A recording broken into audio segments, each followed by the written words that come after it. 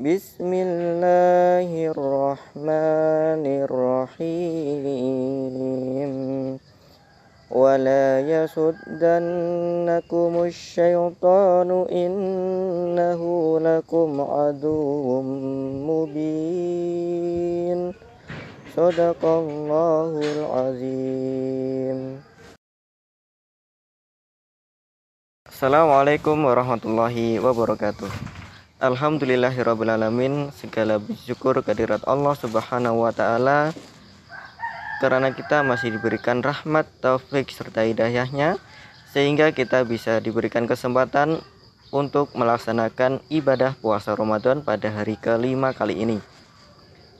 Semoga Allah menerima ibadah puasa kita 4 hari yang lalu, hari ini, dan ibadah puasa yang akan datang. Semoga ibadah kita bisa diterima oleh Allah Subhanahu wa taala. Amin ya rabbal alamin. Salawat serta salam semoga tetap tersampaikan kepada qudwah kita, suri tauladan kita, guru terbaik kita, yakni Nabi Muhammad SAW, yang selalu kita nantikan syafaat beliau di yaumul qiyamah. Pada kesempatan kali ini saya akan memberikan kultum dengan judul Jadikanlah Setan Sebagai Musuh. Ya, kenapa kita harus menjadikan setan sebagai musuh? Terdapat di dalam Quran surat Az-Zukhruf ayat 62. Wala yasuddannakumus syaitan, dan janganlah kalian sekali-kali dipalingkan oleh syaitan. Innahu lakum aduwwum mubin. Sungguh setan itu adalah musuh yang nyata bagimu, ya, musuh yang nyata bagi kita. Sebelumnya siapa sih setan itu, ya? Jadi setan itu kita masuknya ke iblis dulu, ya. Setan, iblis, jin. Ya. Kita masuk ke dalam Quran surat Al-Kahfi ayat 50. Wa id qulna lil malaikati isjudu li adama fasajadu illa iblis kana minal jinni fa fasaqa an amri rabbih. Dan ingatlah ketika kami berfirman kepada para malaikat, sujudlah kalian kepada Adam. Ya, mereka semua itu bersujud kecuali siapa?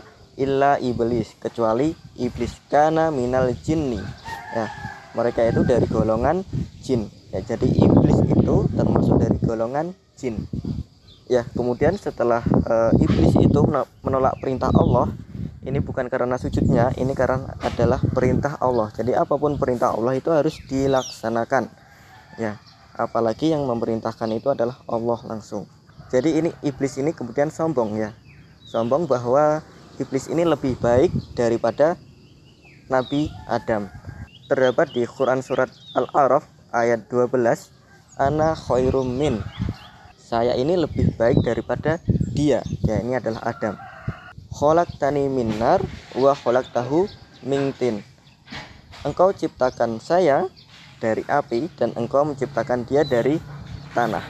Nah, kemudian karena kesombongan itulah maka iblis itu dikeluarkan dari surga, dan kemudian iblis itu meminta tangguhan waktu kepada Allah, ya, untuk menggoda yang namanya manusia, untuk mengajak manusia itu ke dalam neraka. Nah, jadi udah tahu ya bahwa iblis itu, ya, akan menggoda kita manusia, dan mereka itu ingin mengajak kita kepada mana? Kepada neraka jahanam, dan itu sangat panas sekali, ya, sangat besar siksaannya. Nah, setelah itu kemudian Nabi Adam dan Siti Hawa di surga itu kemudian tetapi digoda oleh iblis. Allah sudah memerintahkan kepada Nabi Adam dan Hawa, jangan mendekati pohon ini dan jangan memakan buah ini.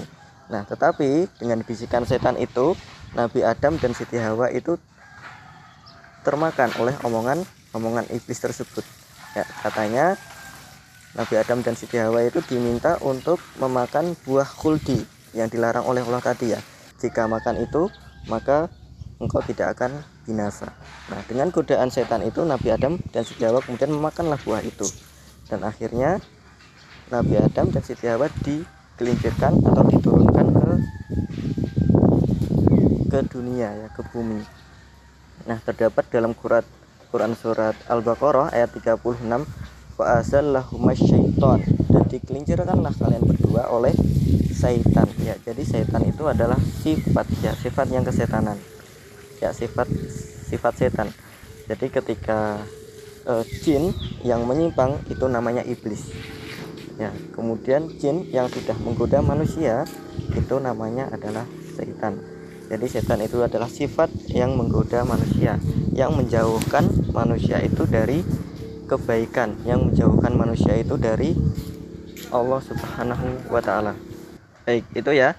Jadi setan itu adalah sifat.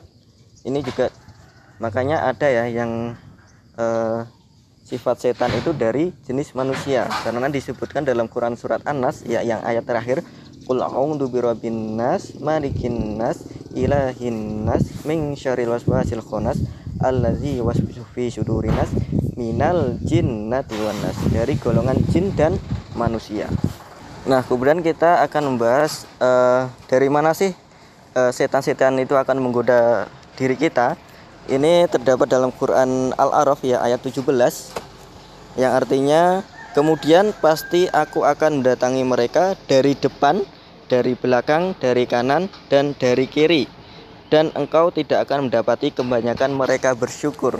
Ya, jadi tujuan iblis itu, tujuan setan itu adalah menggoda manusia atau menyesatkan yang namanya manusia.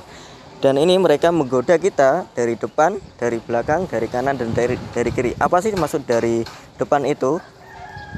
Iblis itu menggoda manusia dari depan itu maksudnya membuat ragu manusia bahwa di dalam Quran kan dijelaskan ada yang namanya surga, ada yang namanya neraka, ada yang namanya hari kiamat, dan seterusnya ya.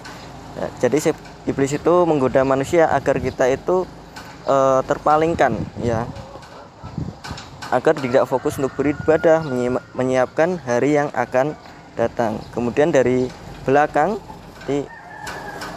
iblis itu menggoda kita dari belakang, itu artinya kita sulit untuk move on ya, sulit untuk taubat ya, dengan dosa-dosa yang sudah kita buat di masa lalu.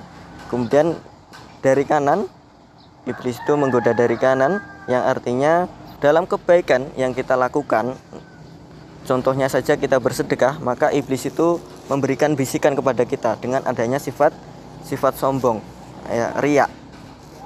Ya kan, misalkan kita bersedekah di suatu masjid, kemudian kita memberikan atau memberitahukan kepada teman-teman kita, oh saya ini sudah memberikan sedekah di masjid ini ya dengan jumlah total segini-segini. Itu kan sombong ya, riya. Nah, itu termasuk godaan iblis ya, godaan setan. Kemudian yang kiri. Nah, tadi yang kanan itu adalah yang baik ya, kelakuan kita yang baik. Yang baik aja masih digoda dengan setan, apalagi yang kiri. Kiri ini adalah perbuatan yang buruk. Yang perbuatan baik aja digoda oleh setan, apalagi yang perbuatan buruk. Insya Allah ini sudah jelas. Sekarang untuk mengatasi bagaimana sih kita agar tidak digoda oleh setan, ini salah satunya dengan membaca doa ketika kita sedang melaksanakan sesuatu. Contohnya ya, makan kita juga ada doanya. Kemudian masuk kamar mandi kita juga ada doanya, Allahumma inni a'udzubika minal khubsi wal khobais. Nah, jadi itu nanti kalau nggak berdoa, maka karena setan itu bisa melihat kita, maka tubuh kita semua ini nanti kalau di kamar mandi itu bisa dilihat oleh setan. Insya Allah kita dengan berdoa itu menjauhkan diri kita dengan setan. Dan tentunya agar tidak terhindar dari godaan-godaan setan itu, kita harus sering-sering mengingat Allah Subhanahu wa taala.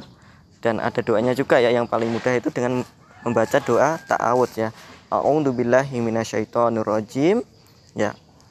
Saya berlindung kepada Allah dari godaan syaitan yang terkutuk ya.